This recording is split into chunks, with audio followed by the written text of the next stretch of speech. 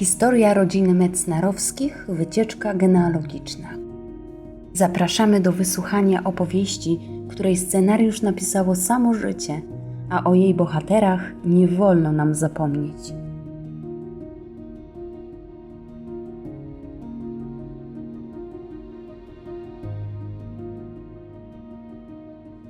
Stary cmentarz w Nowym Sączu powstał w 1785 roku na tzw. przedmieściu węgierskim przy istniejącym już drewnianym kościółku świętego Mikołaja. Służył przez 100 lat głównie katolikom, ale leżą tu osoby innych wyznań, jak Johann Johannides, burmistrz Nowego Sącza, ewangelik. Cmentarz został zamknięty w 1885 roku. W dwudziestoleciu międzywojennym jego teren został znacząco zmniejszony. Zlikwidowano Aleję Lipową, wydzielono jezdnię oraz miejsce pod budowę domu strzeleckiego imienia generała Bronisława Pierackiego, legionisty, ministra spraw zewnętrznych, zamordowanego w zamachu, którego prochy spoczęły na starym cmentarzu w 1935 roku.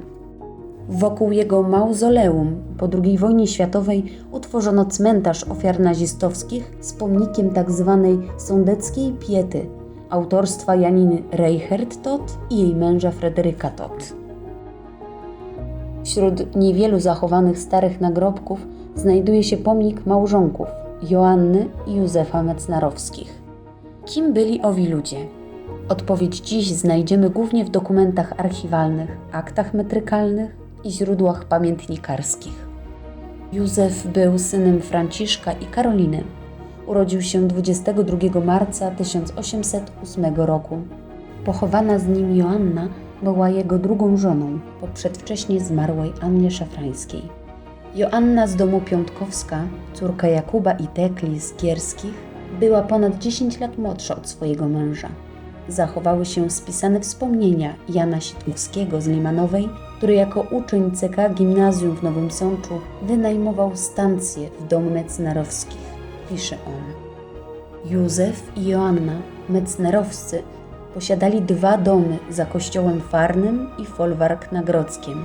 Mieli 7 dzieci, jednego syna Ignacego, przystojnego mężczyznę, blondyna, który uczęszczał na Wydział Prawniczy w Krakowie, i córki Marię, Ferdynandę, z którą ożenił się Zawadil, Józefę, która wyszła za mąż za przybyła, profesora gimnazjalnego, Karolinę, z którą ożenił się Korpas, Emilię i Izabelę, z córek Mecnarowskich wyróżniały się Krasą, Milcia i Izia. Tu koniec wspomnień. Ponadto wiemy, że Józef Mecnarowski był wieloletnim radnym Nowego Sącza oraz detaksatorem dóbr miejskich. Oceniał wartość majątków dla celów sądowych. O Ignacym Mecnarowskim, jedynym synu, wiemy, że w latach 70. XIX wieku pracował w Wadowicach jako adwokat z tytułem doktora praw. Ożenił się z Alojzą Wrosik. W małżeństwie przyszło na świat 2 dzieci, Józefa i Kazimierz. Ignacy wkrótce zmarł. W 1890 roku wdowa Alojza wraz z dziećmi mieszkała w Krakowie. Drugie dziecko Józefa i Joanny, córka Marianna, poślubiła Ignacego Podgórskiego, kupca z Jasła. Pan młody był już wtedy niemal 40-letnim wdowcem. Maria, jako niepełnoletnia, przed 23 rokiem życia, musiała otrzymać zgodę ojca na małżeństwo w wieku lat 19, co notują księgi metrykalne parafii pod wezwaniem świętej Małgorzaty w Nowym Sączu. Pamiętnik Sitkowski wspomina częste wizyty Marii u rodziców, która przyjeżdżała z Jasła, z rozkoszną córką, śliczną jak marzenie Eugenią. O statusie społecznym Józefa i Joanny Mecnarowskich świadczą świadkowie ślubu ich najstarszej córki. Byli to Wacław Zawadil, profesor CK Gimnazjum w Nowym Sączu, oraz Onufry Trębecki, wówczas główny lekarz uzdrowiska w Szczawnicy, później burmistrz Nowego Sącza. Jakie były dzieje kolejnej z sióstr Emilii, jednej z rodzeństwa Mecnarowskich, która pozostała w Nowym Sączu? Otóż Emilia poślubiła Bolesława Kwokę. Jej mąż był synem Franciszka, rzemieślnika, detaksatora sądowego dla wyrobów z miedzi i innych kruszców. Bolesław był inspektorem związanym z warsztatami kolejowymi, a także służył w Ochotniczej Straży Ogniowej. Jego brat Karol Kwolewski, inżynier, był budowniczym miejskim Nowego Sącza, zaangażowanym w budowę warsztatów kolejowych. Jego nagrobek również zachował się na starym cmentarzu. Emilia umiera w Nowym Sączu w 1916 roku. Nosi wtedy nazwisko Kwolewska, zmienione urzędowo przez całą rodzinę w 1877 roku. Dwie z sióstr Mecnarowskich poślubiły profesorów gimnazjalnych. Józefa wyszła za Marcina Przybyła z Tarnowa, zaś Ferdynanda za Wacława Zawadila. Obie rodziny mieszkały w Tarnowie. Wacław Zawadil pochodził z polonizowanej rodziny austriackich urzędników. Jego ojciec Franciszek, rodem z Czech, był księgowym przy dowództwie CK Armii w Lwowie. Wacław i Ferdynanda mieli 4 dzieci. Poświęćmy kilka słów dwójce z nich. Córka Ferdynandy, Maria Zawadil, wnuczka Józefa i Joanny Mecnerowskich, urodzona w 1862 roku, wyszła za mąż za Ignacego Petelenza. Ignacy był wybitnym naukowcem, zoologiem i matematykiem, działaczem społecznym i politycznym, członkiem Towarzystwa Tatrzańskiego i wielu innych organizacji. Zaczynał pracę jako nauczyciel. Tytuł doktora filozofii otrzymał na Uniwersytecie Jagiellońskim. Habilitował się w Szkole Politechnicznej w Lwowie, gdzie też wykładał. Następnie był dyrektorem CK Gimnazjum Wyższego w Samborze. Ostatecznie rodzina osiedliła się w Krakowie, gdzie Ignacy Petelens był między innymi współzałożycielem i prezesem Krakowskiego Towarzystwa Gimnastycznego Sokół. Kolejny wnuk Mecnerowskich, Kazimierz Zawadil, prawnik z tytułem doktora prawy, wykształcony na Uniwersytecie Jagiellońskim, poślubił Emilię Bauch. Niestety niedługo po ślubie zmarł, pozostawiając wdowę i córkę Wandę. Emilia ponownie wyszła za mąż za adwokata w Żukwi, Kazimierza Turzańskiego, który adoptował Wandę. Wanda już nie Zawadil, a Turzańska wychodzi za mąż w Krakowie za Tadeusza Krynickiego, studenta inżynierii i rotmistrza 5. Pułku Strzelców Konnych, syna sędziego ze Stanisławowa. Jeszcze w 1919 roku ukończył Wydział Mechaniczny Politechniki Lwowskiej.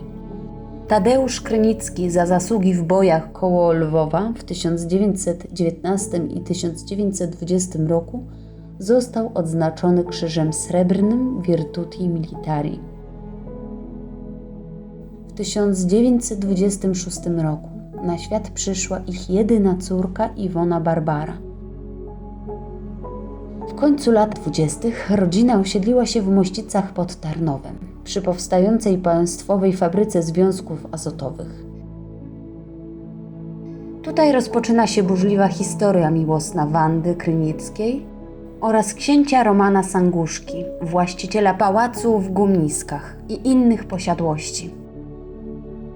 Wanda i młodszy od niej o 7 lat Roman Sanguszko, zagorzały kawaler, miłośnik koni i automobilów, nawiązują romans, który przeradza się w trwały związek. W 1933 roku małżeństwo Krynickich formalnie rozpada się. Matka Romana, księżna Konstancja, nie akceptuje wyboru syna. Para mieszka za granicą. W 1937 roku biorą ślub pod Paryżem. Kilka miesięcy pod tym w Londynie przychodzi na świat ich syn Piotr Antoni Samuel, książę Sanguszko. Niestety szczęście rodzinne trwa krótko. Wanda umiera, prawdopodobnie na skutek powikłań poporodowych, w grudniu tego samego roku. 10 marca 1938 roku odbył się uroczysty pogrzeb w Tarnowie, a ciało spoczęło w rodowej kaplicy Sanguszków na starym cmentarzu. Na zachowanej fotografii obok Romana Sanguszki stoi Barbara, córka Wandy, oraz Zofia Petelens, kuzynka. Pozostawiając te smutne wydarzenia, przyjrzyjmy się losom najmłodszej z sióstr Mecnarowskich, Izabeli, urodzonej w 1855 roku. Gdy miała 23 lata, w sądeckiej Farze odbył się jej ślub z Augustem Reichsritterem von Leon. August von Leon urodził się na zamku w Trautmannsdorf w Tyrolu, dzisiejsze Włochy. Mówił płynnie językiem niemieckim, włoskim, francuskim i polskim. Po ukończeniu gimnazjum odbył 2-letnie przeszkolenie w Terezjańskiej Akademii Wojskowej, a następnie krótko służył w elitarnej jednostce Tyrolskiego Pułku Strzelców Cesarskich. W 1877 roku rozpoczął pracę jako urzędnik kolejowy na linii Tarnów-Leluchów, gdzie jedną ze stacji był Nowy Sącz. Ukończył służbę w stopniu inspektora Generalnego Inspektoratu Austriackich Kolei Żelaznej w Wiedniu. Ciekawa i tajemnicza jest jego historia rodzinna. Otóż oficjalnie rodzicami Augusta byli Philipp Franz Reichsritter von Leon, pochodzący z Czech, i urodzona w Wenecji hrabina Natalie del Mestri. Nieoficjalnie małżeństwo żyło w separacji, zaś nieukrywanym był wieloletni romans hrabiny z Józefem von Trautmannsdorf, właścicielem zamku, w którym urodził się August. Po śmierci hrabiego von Trautmannsdorf, mocą jego testamentu, zamek został przekazany najstarszemu synowi Natalie del Mestri, Moritzowi von Leon. Ten fakt nie dziwi, jeśli przyjmiemy, że między mężczyznami istniał związek krwi. Izabela i August von Leon prawdopodobnie nie mieli dzieci. On zmarł w Tyrolu w roku 1909, Izabela przeżyła go ponad 30 lat. Mieszkała w Krakowie, gdzie zmarła w 1944 roku. I tu kończy się nasza historia. Jeśli opowieść ta zainteresowała Was i uważacie, że ważne jest zachowanie pamięci o ludziach, którzy odeszli, zapraszamy Was do włączenia się w akcję Ocalmy Stary Cmentarz. Więcej na www.ocalmystarycmentarz.pl